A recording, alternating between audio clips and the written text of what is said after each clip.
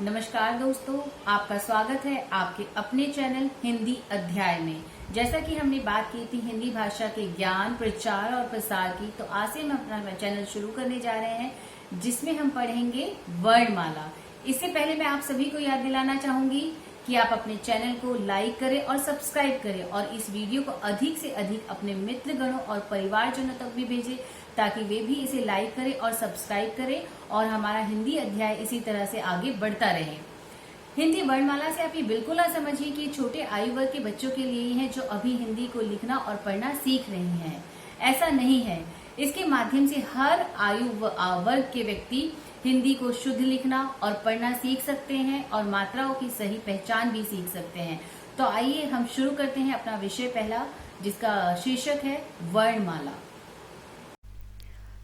तो आइए हम शुरू करने जा रहे हैं वर्णमाला। जैसे कि नाम से ही पता चलता है, वर्णों के समूह को वर्णमाला कहते हैं। और वर्णमाला के जो भेद होते हैं वो दो प्रकार के होते हैं, स्वर और व्यंजन। आज हम इस टॉपिक में कवर करने जा रहे हैं वर्णमाला के समूहों में स्वर के बारे में पढ़ेंगे। स्वर किसे कहते हैं और स्वर कितने प्रकार के होते हैं। स्वर उन वर्णों को कहते हैं जिनका उच्चारण स्वतंत्र होता है और वे व्यंजनों के उच्चारण में सहायक होती है।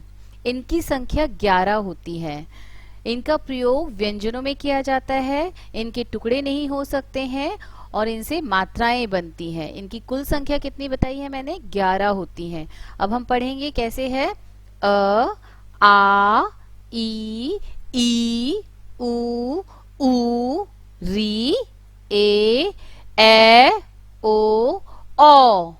इसको हम इस तरह से भी पढ़ते हैं। जब छोटे बच्चे हम थे तब हम इसी तरह से पढ़ते थे। अ से अनार, आ से आम, ई से इमली, ई से ईख, ऊ से उल्लू, ऊ से ऊन, री से ऋषि, ए से एढ़ी, ए से ऐनक, ओ से ओखली, औ से औरत। इसी तरह से पढ़ते थे ना। अब हम इनके चिन्हों को भी देखते हैं। चिन्ह है हमारे इस तरह से।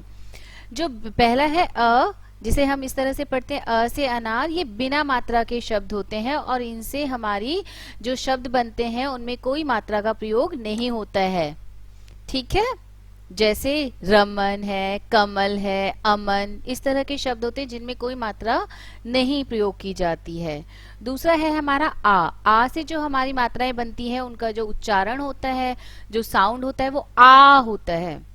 जैसे र पे आ की मात्रा लगी रा, क पे आ की मात्रा लगी का, इस तरह से वर्ण बनते हैं। ठीक है।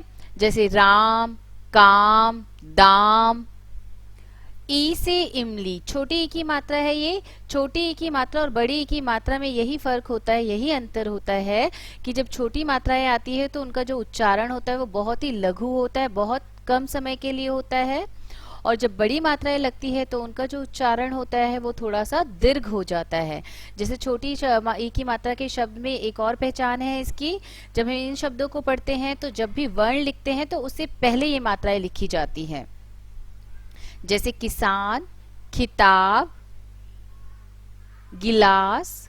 वर्ण के पहले मात्रा लगती है तो वो छोटी मात्रा होती है और वर्ण के जब बाद में मात्रा लगती है तो वो बड़ी मात्रा होती है। इसका उच्चारण थोड़ा सा दीर्घ हो जाता है। जैसे हम पढ़ेंगे तो इसमें कैसे पढ़ेंगे हम बड़ी की मात्रा का उच्चारण जब हम करेंगे, सीमा, कील, इस तरह से जब उच्चारण होगा तो इसका मतलब है हमें पहचान जाएंगे हम कि ये बड़ी की मात्रा के शब्द हैं। अगला है हमारा ऊ से उल्लू। ये छोटी ऊ की मात्रा की पहचान है। इसमें जो हमारी मात्रा होती है वर्ण के नीचे लगती है और उल्टे हाथ की तरफ घूम जाती है। ये कर्व हो रही है। यहाँ पे आप ऊ की मात्रा को देखेंगे तो ये कर्व हो रही है। इससे किस तरह के शब्द बन सकते हैं? सुमन, कुल, खुशबू, इस तरह के शब्द बनेंगे छोटी ऊ की मात्रा में। बड़ी ऊ की मात्रा में जैसे मैंने बताया उच्चारण थोड़ा सा दीर्घ हो जाता है। कूल, सूरज, इस तरह की मात्रा होती है जिसमें उच्चारण थोड़ा सा दीर्घ हो जाता है। और बड़े ऊ की मात्रा में जो मात्रा के चिन्ह होता है वो सीधे हाथ की तरफ मात्रा कर्व होके गोल होके घूम जाती है और वर्ण के नीचे लगती है।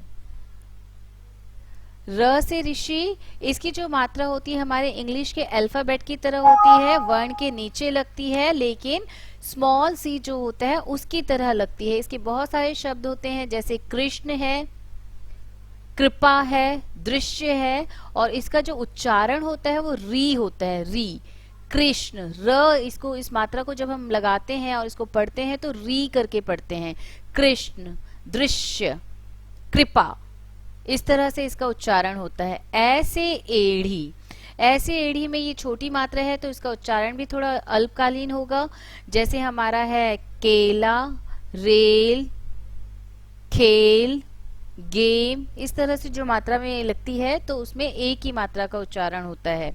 बड़े एक ही मात्रा आएगी तो थोड़ा सा उच्चारण दीर्घ हो जाता है, जैसे कि रैना, पैसा, गैर, खैर, इस तरह के उच्चारण किए जाते हैं शब्द। जब थोड़े से तेज और दीर्घ हो जाते हैं तो बड़े एक ही मात्रा होती। ओ से ओखली, ओ से ओखली, इसका जो उच्चारण करते हैं और इसका चिन्ह जो होता है, वर्ण के पीछे स्टैंडिंग लाइन लगती है, एक ऊपर से हमारे शिरोरेखा पर एक इस तरह से ऊपर मात्रा जाती है, इस तरह से इसका उच्चारण करते हैं तो इसमें ओ का साउंड आता है, जो अंग्रेजी का शब्द होता है ओ, जैसे कोमल, रोग, रोम, रोशन,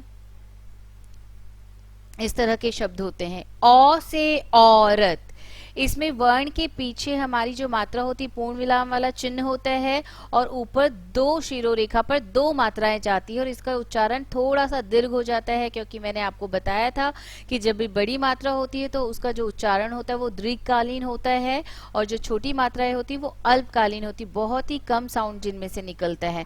तो ये हमारी बड़े औ की मात्रा है, तो इसका उच्चारण करेंगे तो किस तरह से करेंगे, औ से औरत, औ से औसत, इस तरह के कौशल, इस तरह के बहुत सारे ऐसे शब्द होते हैं जो औ से बनते हैं। तो आज हमने ये मात्राओं की पहचान सीखी है कि स्वर में जो चिन्ह होते हैं वो 11 होते हैं और स्वर 11 तरह के होते हैं, इनके चिन्हों के बारे में सीखा है। अब हम आगे सीखने जा रहे हैं अयोग वहा। अयोग वहा जो स्वर होते हैं वो 3 तरह के होते हैं, अनुस्वार, अनुनासिक और विसर्ग।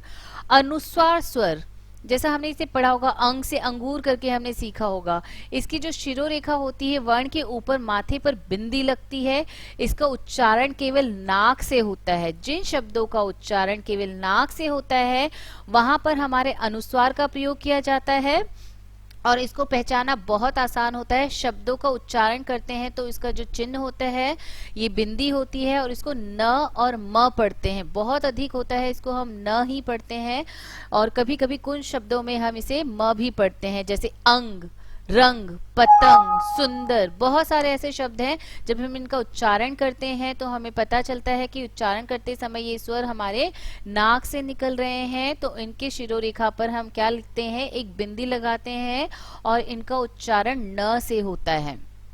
अगला हमारा आता है अनुनासिक स्वर, जिसकी पहचान करना भी बहुत आसान होती है। इसका चिन्ह होता है चंद्र बिंदु, शिरोरेखा पर चांद बनकर उसके ऊपर बिंदी लग जाती है, इसे हम चंद्र बिंदु के नाम से भी पहचानते हैं, इसे अनुनासिक स्वर कहते हैं। इन स्वरों का उच्चारण नाक और मुंह से होता है। जब हम कोई भी शब्द का उच्चारण करते हैं और उसका उच्चारण करते समय वो उसकी ध्वनि जो है नाक से भी निकलती है और मुंह से भी निकलती है, कंबाइंड होकर निकलती है, तो उसे अनुनासिक स्वर कहते हैं। इसके मैंने कुछ उदाहरण भी यहाँ लिखे हुए हैं, जैसे माँ, चांद, पांच आदि। और भी बहुत सारे शब्द होते हैं, आप इन्हें कलेक्ट करके इनका समूह भी बनाकर देख सकते हैं, आपको पता चलेगा अनुस्वार स्वर में भेद और अनुनासिक स्वर में भेद। इन्हें अयोगवाह शब्द अनुस्वर कहते हैं। अगला हमारा है विसर्ग स्वर। विसर्ग स्वर जो होता है वर्ण के पीछे इस तरह से दो बिंदी लगती है, इनकी पहचान यही है, इनका चिन्ह है कि वर्ण के पीछे इस तरह से दो बिंदी लगती है। इनका जो साउंड होता है, इनका जो उच्चारण होता है वो ह होता है। जब भी किसी भी शब्द में इस तरह की दो बिंदियां लगती है तो उसको उच्चारित हम कैसे करते हैं, ह से करते हैं। और ये वे शब्द होते हैं तत्सम शब्द। तत्सम शब्द के बारे में हम और डिटेल में आगे पढ़ेंगे, अभी मैं आपको थोड़ा सा बता रही हूँ कि तत्सम शब्द वे शब्द होते हैं जो संस्कृत के शब्द होते हैं और हिंदी भाषा में ज्यों के तो एज इट इज प्रयोग किए जाते हैं, उनमें कोई अंतर और परिवर्तन नहीं किया गया है, उन्हें तत्सम शब्द कहते हैं। और जो एज इट इज हमारे हिंदी में आते हैं उन्हें हम विसर्ग कहते हैं। जैसे कि प्रातः, देखिए पीछे बिंदी लगी है, मैंने पढ़ा प्रा त फिर ह, इसका जो साउंड होता है वो ह होता है, प्रातः, अतः, प्रायः, दुख, अंतः आदि। इस तरह जो विसर्ग होते हैं वो तत्सम शब्द होते हैं, संस्कृत के शब्द होते हैं, ज्यों के त्यों हिंदी में प्रयोग किए जाते हैं, इन्हें विसर्ग स्वर कहते हैं। आज हमने स्वरों के बारे में पढ़ा है कि स्वर के कितने प्रकार होते हैं और किस तरह से उनकी पहचान की जाती है। अगले अध्याय में हम पढ़ेंगे व्यंजन के बारे में, व्यंजन की परिभाषा और व्यंजन के भेद। उम्मीद करती हूँ आपको ये मेरा पढ़ाया हुआ विषय पसंद आया होगा और समझ भी आया होगा। यदि आप मुझे कोई सुझाव देना चाहें तो कमेंट बॉक्स में सुझाव दे सकते हैं, और इस वीडियो को लाइक कीजिए और शेयर कीजिए और सब्सक्राइब कीजिए। अगले नेक्स्ट चैनल में हम फिर मिलेंगे। धन्यवाद।